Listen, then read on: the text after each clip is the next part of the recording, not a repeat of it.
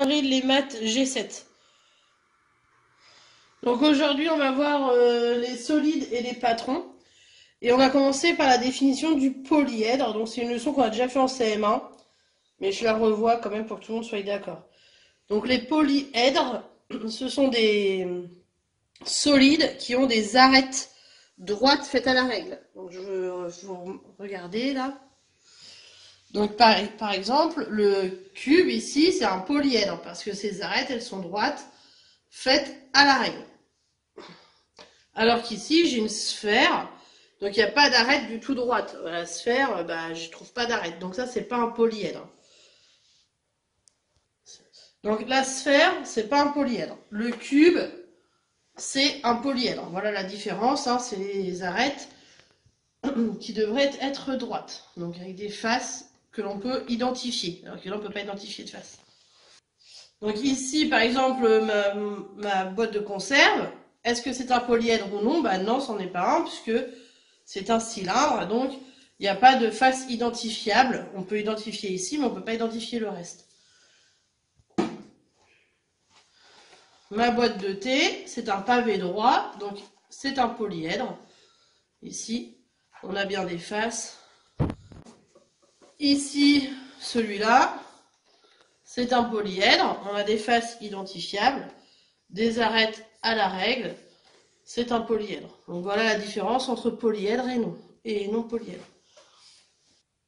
Donc la définition, les polyèdres. Un polyèdre est un solide dont toutes les faces sont des polygones. Un polygone, on avait déjà vu, c'est des faces identifiables faites à la règle. Pour décrire un polyèdre, on donne donc le nombre et la nature des faces. Donc combien il y a de faces et combien et à quelle forme ils ont. Le nombre d'arêtes et de sommets, et on peut donc en faire un patron. Donc j'ai pris un exemple qui est la pyramide à base carrée. Donc je vous montre. Donc la pyramide à base carrée, c'est cette figure-là. Elle a donc une base qui est carrée, et c'est une pyramide, donc elle est formée de triangles. Voilà. Donc si je fais ce qu'on me demande, donc le nombre et la nature des faces, donc les faces, il y en a une carrée et 4 qui sont triangulaires, ça veut dire que celui-là, il a 5 faces. Après, on me demande le nombre d'arêtes. Donc 1, 2, 3, 4, 5, 6, 7 et 8. Donc celui-là, il a 8 arêtes. Les arêtes sont les côtés.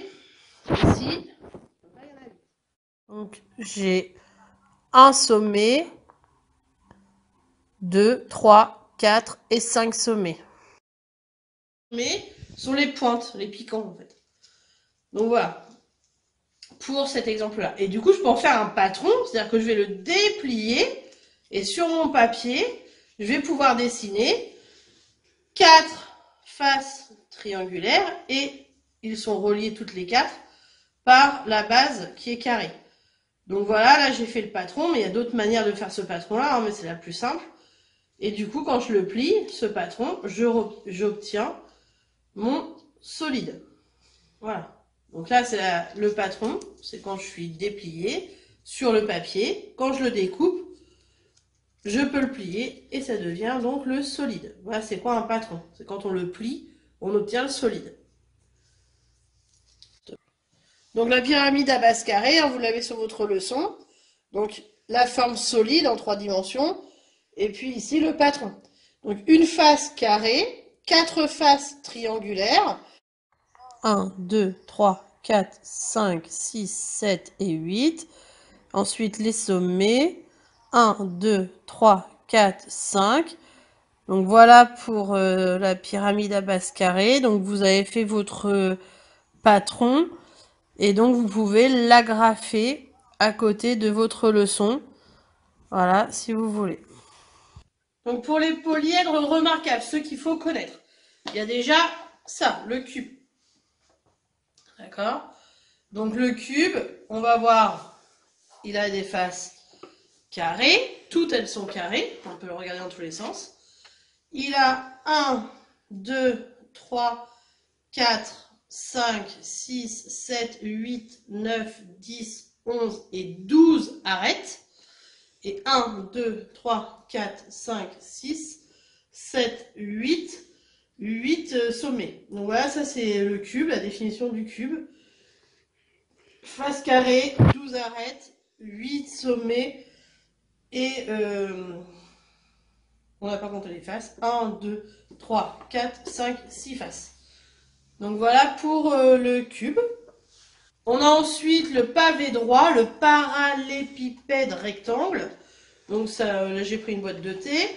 Donc pareil, on va compter. Donc les faces, elles sont rectangulaires. Voilà. Parfois même il y a des faces carrées, hein, c'est possible. Mais en tout cas, il y a des faces rectangulaires. Donc 1, 2, 3, 4, 5, 6. 1, 2, 3, 4, 5, 6, 7, 8, 9, 10, 11 et 12 arêtes. Et 1, 2, 3, 4, 5, 6, 7, 8 sommets. Donc c'est comme le cube. On va retrouver 6 faces, sauf que cette fois-ci elles sont rectangulaires. On va retrouver 12 arêtes et on va retrouver 8 sommets. C'est exactement pareil que le cube. Ensuite, en remarquable, on va avoir la pyramide à base carrée. Donc c'est celle qu'on a fait en définition. Hein. Donc 5 faces, 8 arêtes et 5 sommets. Ensuite, on va avoir le prisme. Donc voilà, le prisme, c'est ça. C'est la petite tablette de Toblerone. J'en avais pas, donc je l'ai fabriquée. Donc 1, 2, 3, 4, 5, 6, 7, 8, 9 arêtes. 1, 2, 3, 4, 5 faces. Donc des rectangles et des triangles. Et 1, 2, 3, 4, 5, 6 sommets. Donc voilà pour le prisme qui a donc cette forme-là, avec des rectangles et des triangles. Il y a cette forme-là, c'est le tétraèdre, qui est formé que de triangles. Donc 1, 2, 3, 4. Celui-là, je ne l'ai pas mis dans la leçon, mais comme on va s'en servir dans les exercices, je vous montre. Donc 4 faces triangulaires. 1, 2, 3, 4, 5, 6 arêtes. Et 1, 2, 3, 4 sommets. Donc d'autres solides qui ne vont pas être des polyèdres, mais qui sont à connaître quand même. On a la sphère, la boule, hein, ça s'appelle une sphère. Ma boîte de tomates, ça s'appelle un cylindre. Donc, formé d'un grand rectangle, en fait, hein, si on faisait le patron, et de 2 cercles. Voilà. Et le cône, donc voilà, qui est formé ici d'une partie circulaire, et là aussi. Donc voilà, et le cône. Donc dans les polyèdres remarquables, on a donc le cube, le pavé droit, la pyramide à base carrée, le prisme et le tétraèdre que vous verrez plutôt dans les exercices. D'autres solides qui ne sont pas des polyèdres, donc le cône, le cylindre et la sphère. Voilà pour cette première partie de leçon. Donc pour le cube, donc on a bien vu qu'il y avait 6 faces. Donc sur mon patron, je vais avoir 6 carrés. Il existe 11 des patrons différents pour fabriquer le cube.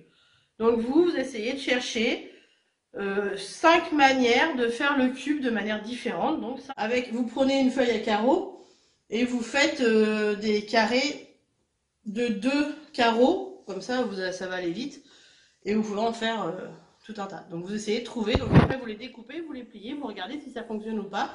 Donc 5 différents qui fonctionnent, bien sûr. Ça, c'était l'exercice qu'on aurait fait en classe.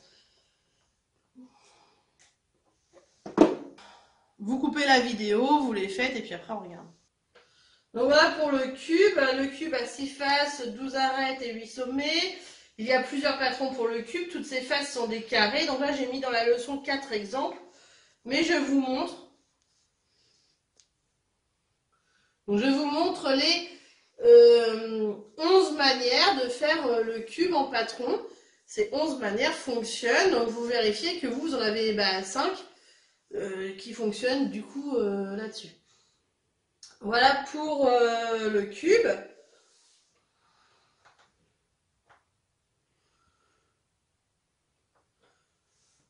Pour le pavé droit ou le parallépipède rectangle, on aurait pu faire exactement le même exercice. Hein. Sauf que là, comme toutes les faces ne sont pas identiques, ça serait beaucoup plus long, on aurait beaucoup plus de résultats.